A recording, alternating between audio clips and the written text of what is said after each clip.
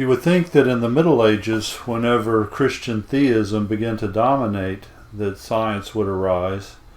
All of the basic assumptions were there within Christian theism. However, it carried the baggage of the Platonic view of the world, that material things were necessarily evil, and therefore the medieval theologians were more interested in escaping the material world, not necessarily understanding it. Nature was something to be overcome, not investigated.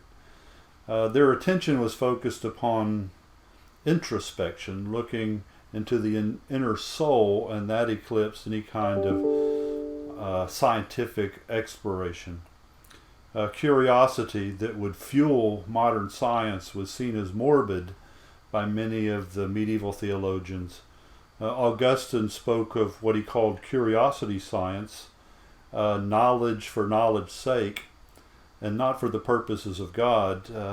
His term was the lust of making trial, or the disease of curiosity.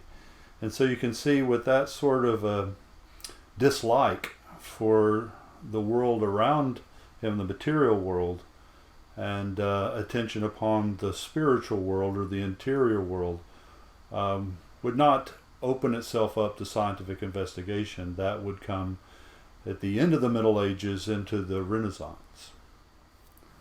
It's hard for us to imagine today, or maybe it's not that hard if we think about it, but there has been a prejudice against people who work with their hands against someone who would work with their minds. Mind work was seen as more aristocratic, and therefore there was a certain amount of prejudice against it. However, in the Reformation, there was a lot of attention placed upon the work ethic, especially illustrated in the life of Christ.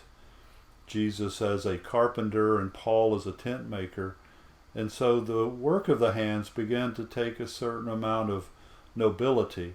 And then as the Reformation spread into the Renaissance, they began to see art as a profession. And so the professionalization of the arts began to weaken this prejudice against working with your hands over working with your mind.